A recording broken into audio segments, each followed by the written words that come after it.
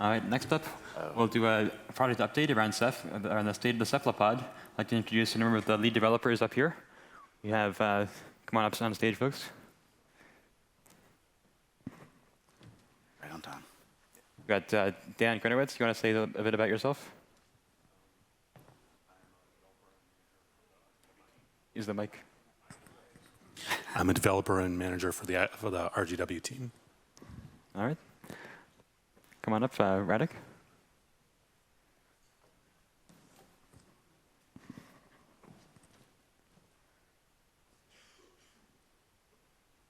Hello. Thank you. Hello, my name is Rados and Zarzynski. I'm tech lead for Radoslaw. All right. Yaarit. This is Yaarit Hatuka.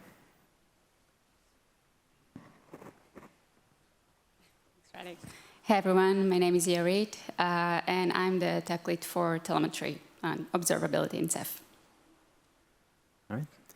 Sam?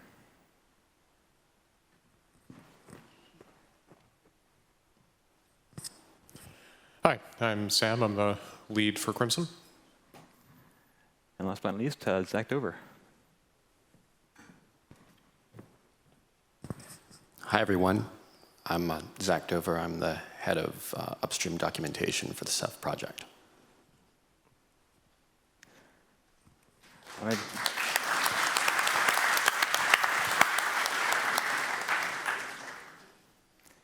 Yes, these are the folks who make Ceph possible.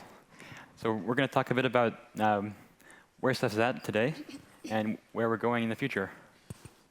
So as we mentioned earlier, Ceph has a bit of a new governance model now, where we have an elected group of Ceph Executive Council who kind of makes sure the product keeps running and delegates responsibilities. We still have the same model where we have a kind of Ceph leadership team composed of the leads and other senior developers who make decisions on a day-to-day and strategic aspect of the project. And some of our focuses over the past few years have been around reliability, making sure that we're increasing our ability to test things at scale, test for performance degradations, getting releases more solid by doing release candidates and making it easier for other folks to help out with testing those. And as well as trying to get more direct feedback and more interaction between users and developers. And that's one of the things that it's really great to have these in-person events again. I think we were missing some of that over the past couple of years with more virtual events. And so I invite you all to come and talk to us. Let us know how we can improve Ceph. That's one of the big benefits of these events, getting that direct feedback and interaction with users and developers. We've seen massive growth in Ceph over the last few years as well. We now have very close to 1 exabyte of storage being reported to the public telemetry system, which is all opt-in. So who knows how much more is out there that's not even turned on. That's just what's publicly reported.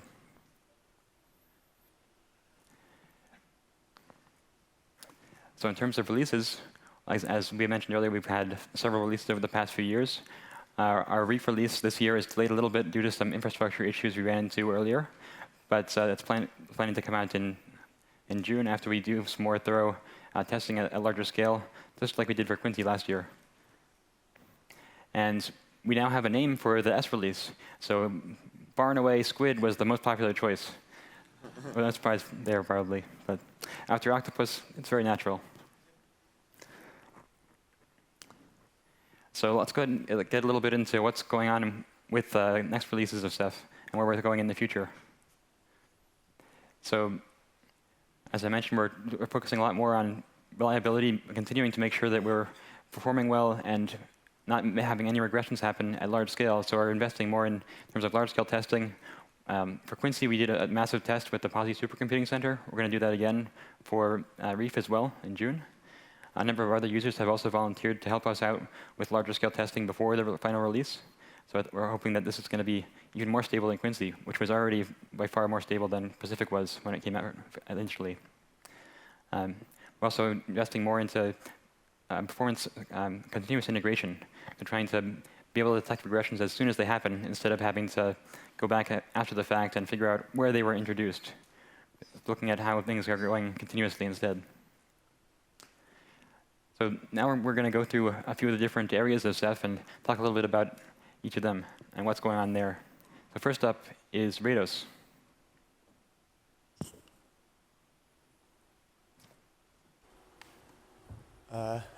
Rados, the core part of it actually. Things for Reef and, as the subtitle said, also beyond Reef. Couple of main themes of work here. With the bigger one being the improvements for QoS, quality of service. A lot of work here. The main thing is a switch for the WPQ scheduler to a mclock based one. This brings also entirely new cost model that allows to differentiate between different types of operation. That allows users to control the priority between types of them. Let's say you'll be able to give higher priority to give more resources to client I/O or maybe to recovery, depending on your choice. This brings also a lot of new testing facilities, including even rearrangement of our test clusters. It's not easy. It's not easy to verify this actually works, but a lot of work has been done here, and is also ongoing. I mean here especially the client versus client QoS abilities. It's a long story that is actually under active development. There is design doc. There is coding active. Still, client versus client, I think it's not a Reef. I think it's beyond. Another huge area is Bluestore. Also, of course, the Crimson sister is the future. We still need to have and actively maintain Bluestore. This means improvements for both reliability and performance. For instance, we switched to the default allocation unit to 4K to fight with the well-known space problem in Bluestore.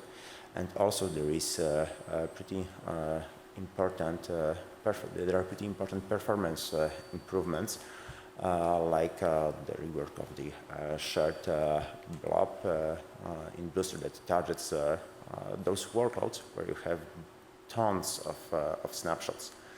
Also, when it comes to the future, things are about WAL, about taking it outside of RocksDB, about freeing some space in the well-known bottleneck of Bluestore, the KV sync thread. Also, beyond Bluestore, beyond QoS, a lot of things, tons of bug fixes and improvements for the stretch mode cluster.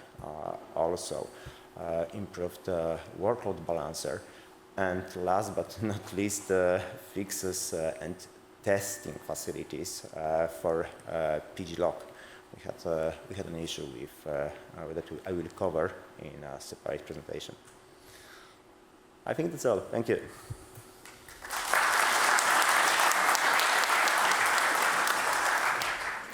Thanks, Radek. Next up is Sam with the Crimson update.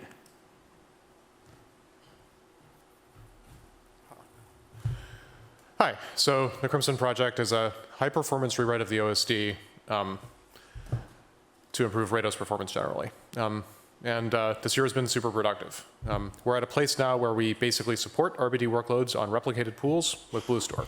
So no erasure coding yet, and other users like RGW and CephFS probably work, but we haven't done much testing on them yet because RBD is the most interesting performance tester. So for Reef, the status we'll be finally in a place where we're interested in users testing it and giving us feedback. Don't trust your data to it, but we're interested in any bugs or performance information you can give back. It'll actually work with Ceph ADM. There's documentation of a sort, and it should be deployable. Note, you can't downgrade back to a classic OSD cluster, so do not do this to any cluster that you actually value. you will lose it. So for Squid, the plans are some additional features that you need for a functioning Ceph cluster, Scrub, and some additional multi-reactor improvements for performance. And the big theme is going to be performance. So the other half of the Crimson project is CStore, which is a new object store implementation designed specifically for Crimson. As with Crimson as a whole, the initial focus has been on supporting RBD workloads, and that basically works now. We've also got some metrics and some initial tiering infrastructure that's designed to support hybrid architectures within the OSD. So you can deploy slower hard disks or QLC with much faster NVMe, a smaller amount for caching purposes. The plans for Squid are manifold. There are a ton of internal metadata improvements we want to make at this point now that it's starting to get basically functional. I'm not going to go through that too much. The main theme, though, is we expect CStore to be several years behind Crimson as a whole in terms of stability. But we're making good progress. All right, thank you, Sam.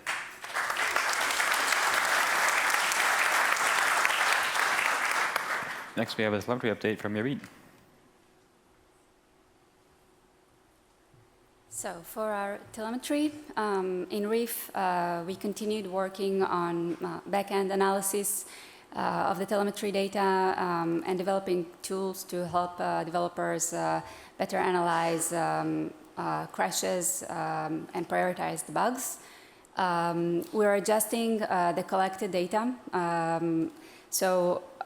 We adjust what we want to collect according to developers' needs.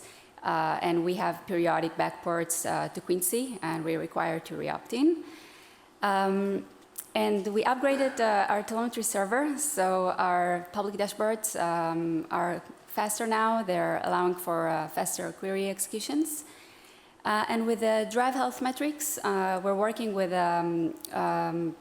drive manufacturers to build better drive failure predictions to come up next.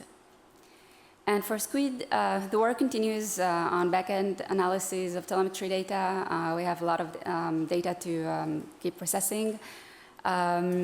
We're making more adjustments to the collected data, and we will backport to Reef as well.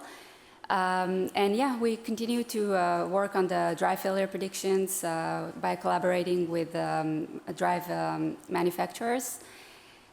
We also intend to provide an in-depth cluster X-ray view in the public dashboards to allow for crash tracking in our bug tracking system. And we will have periodic newsletters for telemetry to keep the community updated with any developments.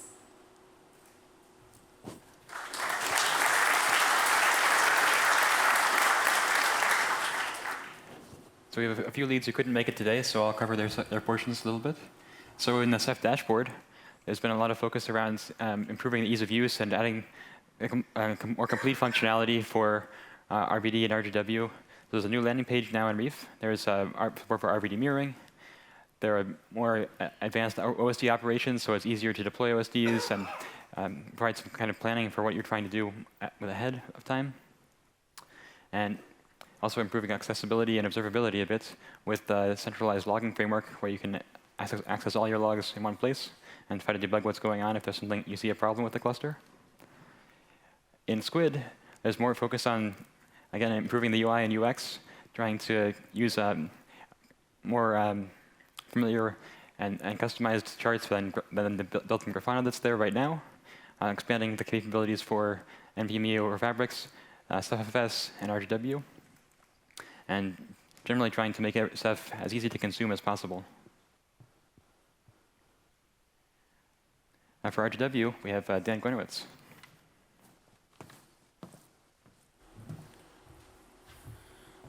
So there's some interesting features coming in Reef for RGW.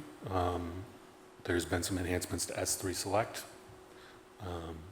We're providing new S3 inventory, which is a useful background scan. And a lot of work on multi-site, performance, stability, fairness, all kinds of things. We're providing several experimental prototypes. There will be an HTTP3 front end and a standalone prototype that will be based on the ability to export from POSIX file systems.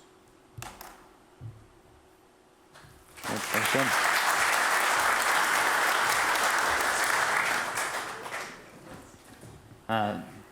Ceph ADM is another very large aspect of Ceph where we're trying to improve the consumability and ease of use of installing Ceph and operating it.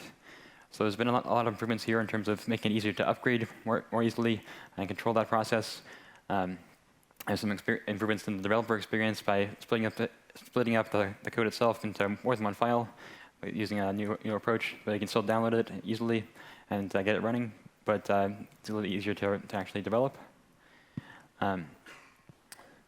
Going forward, similar to the dashboard, a lot of the effort around Ceph ADM is making sure that we are able to deploy everything you need to run your Ceph cluster, whether that's monitoring all the services and gateways you need, like HA proxy, NVMe OF, RBD mirroring.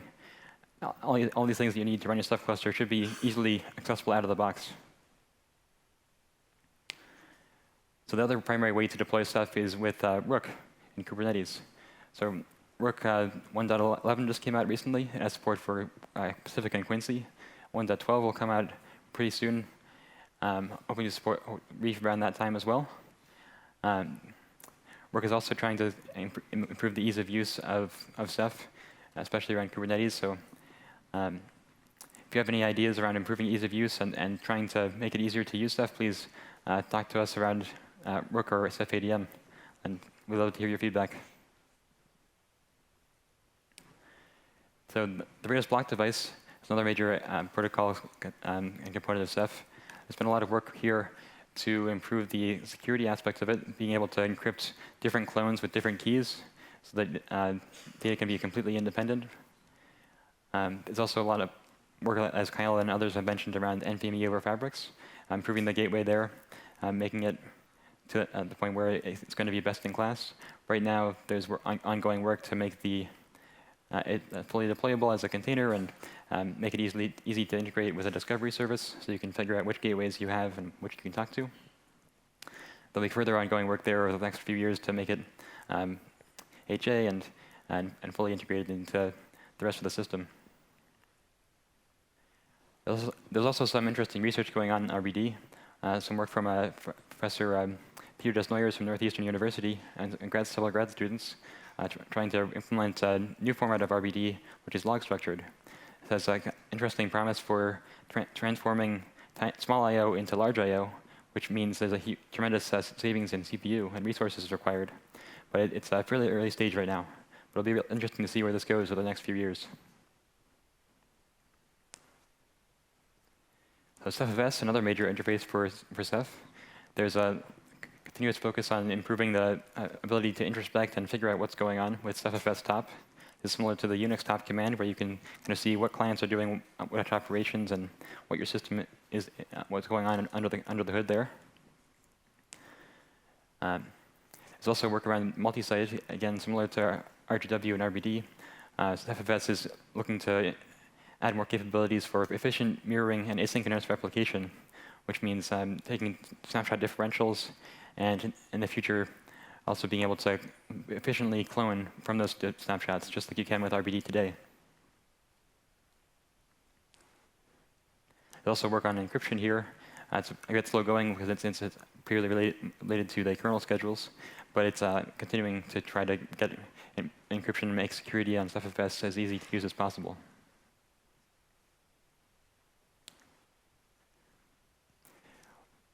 So in terms of testing and reliability, as I said before, we have a lot of emphasis on testing at scale and trying to do this more continuously. We're also trying to improve the developer and experience around this as well, to making it as easy as possible to kick off a test suite and even run this on your own laptop without needing a whole bunch of other infrastructure involved. So it'll make it easier for new contributors to get involved with stuff. It'll make it easier for users to run tests on their own systems. And overall, just to help the Ceph project improve in reliability and quality. Related to that, I mentioned that we had a little incident in the upstream infrastructure earlier this year. So we've formed a new group to work on improving our lab infrastructure and make it more reliable, more redundant, and have more backup plans in case something like this happens again. So we're able to keep testing going regardless of what happens to the lab. Last but not least, I'd like to introduce Zach Dover around documentation. Thank you, Josh. Hi, everyone. Is this thing on? Yes. Hi, everyone. Good morning. My name is Zach Dover, and I'm the head of documentation for the upstream Ceph project. So the state of things is that the last time that there was an in-person Cephalopod, there was no word person hired, and now there is. So that's better. The team is... Thank you. The team is 3 people. It's me and Cole Mitchell, who's somewhere over there, and Anthony Diatri, who is a roving photographer. There he is. He's right there. And as I put on the slide, perhaps unusually for software, we all really care about the documentation, and we argue about it, and we have done, I think, a very good job of improving the documentation. This open source project's documentation is much better. Anthony's been on this for longer than I have, and he's the guy who does the pragmatics, which I'm not going to go into, but he's the one who corrects us when we're wrong. Cole came on the project back in July and August, maybe September, and since then we've been reviewing. I put up here 1,200 to 1,500, but it's really more like 1,500 to 2,100 lines per week, and you can see the changes. Most of them go through my GitHub account. All right, how do we do this? There we go. Oh, that is tiny looking. All right, so over the past year, over the past 3 years, and I will say in public and under the cruel but completely accurate tutelage of Keifu, I made mistakes and figured out how to develop this workflow so that we can make changes to the documentation quickly. And then I have a list here of various things that we've edited. We've touched just about everything. We're currently going through the Rados operations directory at a rate of like 300 to 600 lines a day, although the Cephalopod has slowed that down a little bit. What's the last thing I wrote up there? Oh yeah, we're building out the glossary. The glossary is way better than it was 6 months ago. And then what I would like to do by squid, we're calling it, yeah? What I'd like to do by squid is write some overview articles so that people who are ignorant of Ceph but curious about it can get some idea of where to go and then can be directed to further reading that will be useful. I want to write a beginner's guide. I want to do that by squid by 24. And that goes along with the overview articles. And then, I don't know if IcePick is here. Is Yana? Ah, there he is. He had a great idea the other day, which was to improve the contextual help, which means that I'm not a programmer. I'm going to have to learn some C++, but we're going to be doing that in the coming year as well. And so the reason I came here was to say, my name is Zach Dover. I'm the head of documentation. If you have documentation complaints, and I know yesterday during the Developer Summit, there were a number of documentation comments and complaints, you can find me. I'll be here all day today and tomorrow, and we will service your complaints. That's it. Thank you.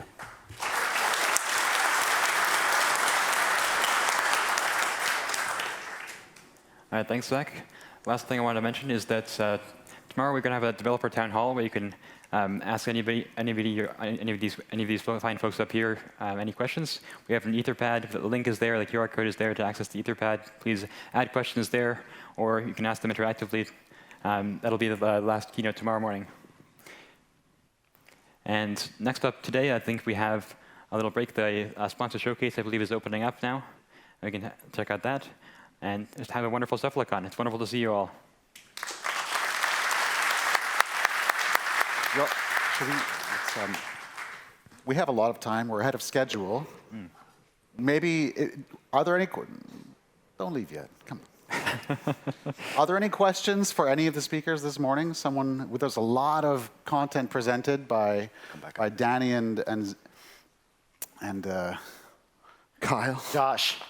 and Josh, Formerly known as Zach, Kyle. and Daniel, and Radek, and Sam, and Yaarit. Any questions before we go raid the coffee machines? There's going to be a test later. Like, seriously, you got to... There was... Yes, please. Yeah, we'll share the slides afterwards. They'll be available on the shed.org website. After the test, though.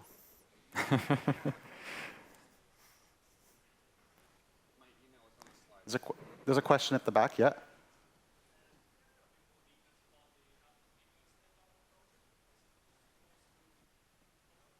Can someone speak to the Rados Gateway standalone project? Yeah, Daniel. So the RGW standalone, going back a couple of years, we started a project called Zipper, which refactored the RGW to allow different backends. Obviously, the primary backend is the Rados backend that talks to the Ceph cluster. As part of that, we wrote an example backend that worked on a local SQLite database, which is called dbstore. With dbstore and going ahead with the POSIX store, you'll be able to run RGW completely standalone with no Ceph cluster at all, and it will operate only on local file systems or databases. The primary goal is for developers, both for RGW developers and for S3 developers, and also for the POSIX store for any productization that needs object on file.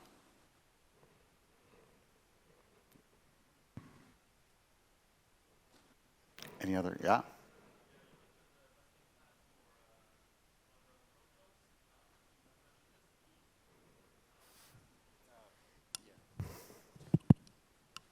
No, that's a very good point. And the question was, the question was, Ceph's going to be best in class for so many protocols. What about SMB? yeah, no, we haven't completely forgot about SMB. There is an SMB VFS driver.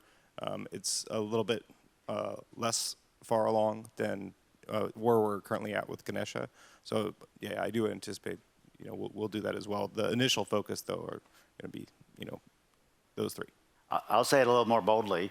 If we're going to go displace primary storage arrays, we need to support Windows, and we need to support it in a first-class way. And so IBM's definitely very interested in accelerating the plans around SMB support overall and increasing our protocol support so we can support more workloads. We're not going to displace primary storage arrays with commodity hardware and open community software unless we support all the applications. So that's a high priority for IBM. But as Kyle said, we haven't finished building the execution plan for that and the delivery, but it's our to-do before the next time we see you to be more clear on exactly when that's coming.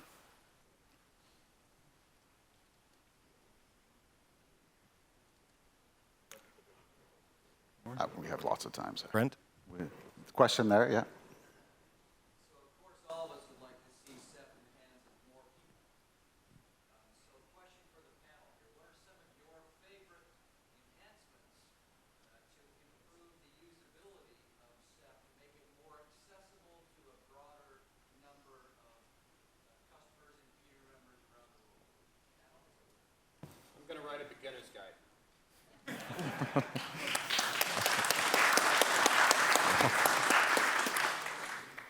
From the RGW point of view, standalone RGW is that effort, right? Because you'll be able to run it locally on your laptop easily in low resources without worrying about standing up a Ceph cluster to support it.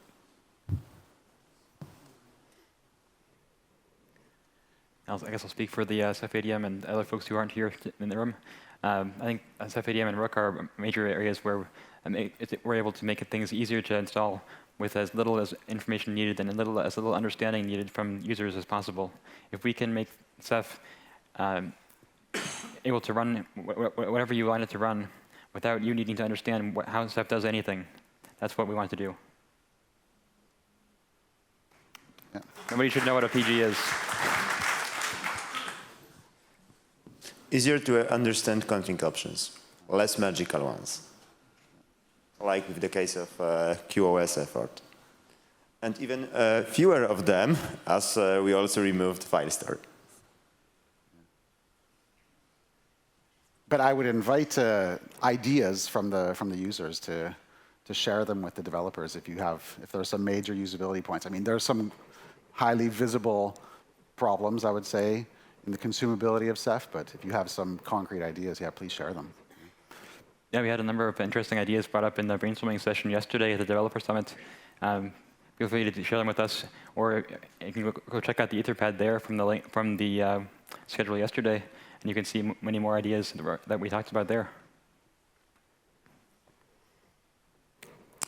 And we're thinking of having best practices callback from telemetry, or having it visible to the user in the X-ray page in the public dashboards.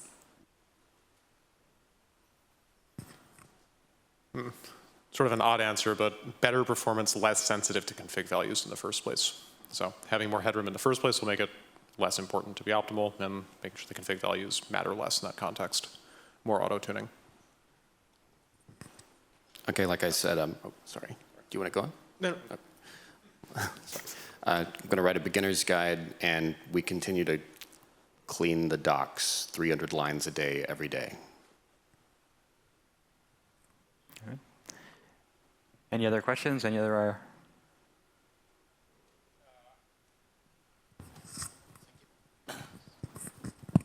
Okay, I have a question about IBM's Ceph product line.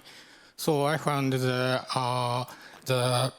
IBM Ceph product has released several months ago, and I also found that Red Hat's Data Foundation's new version, based on Quishy, also was released. So what is the difference of these two products?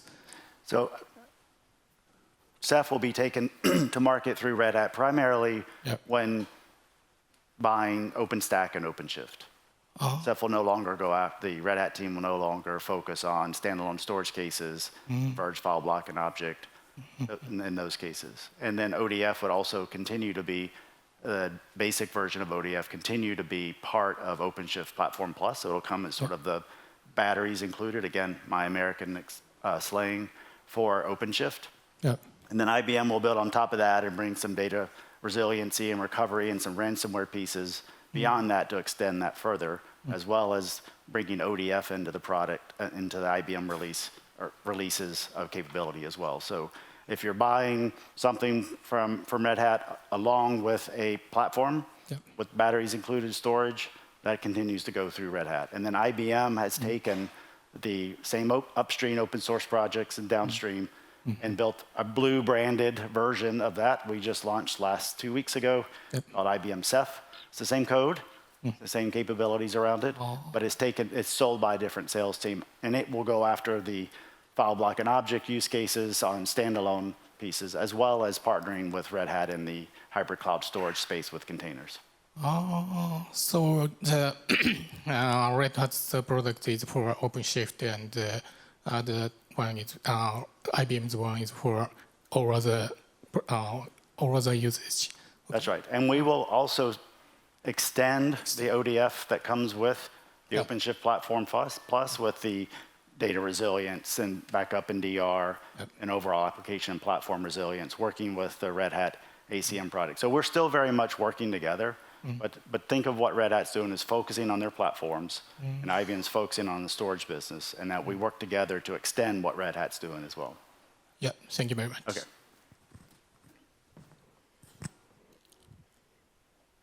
Okay, we have time for one more question. Yeah, let's hear it.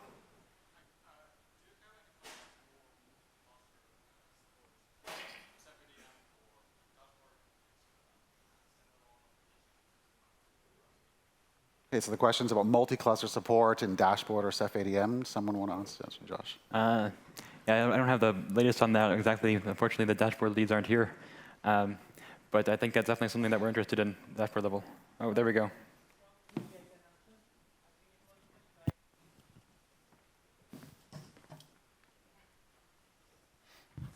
Hey, hi everyone. So yes, a good question I'll say, but yes, we are going to work on the multi-cluster in the next release. That's kind of our plan to start with.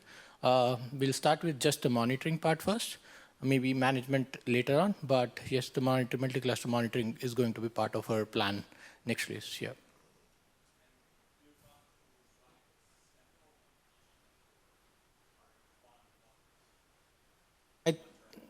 I think the question is, do we want to run it as a part of the current dashboard or as a separate application, right? I think that still needs to be decided how we do that. The implementation details are not decided. Maybe we can do that. I think please provide the recommendation how we want to go forward about it. I think we'll look forward to that. I think that would be important.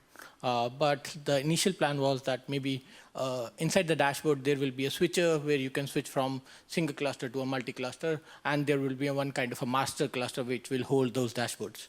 Yeah, so that's the answer. Okay, thank you. Okay, great. Let's thank again all the speakers from this morning. And then, yeah, I think coffee should be ready. So the next session starts at 10:40, I believe. Yeah.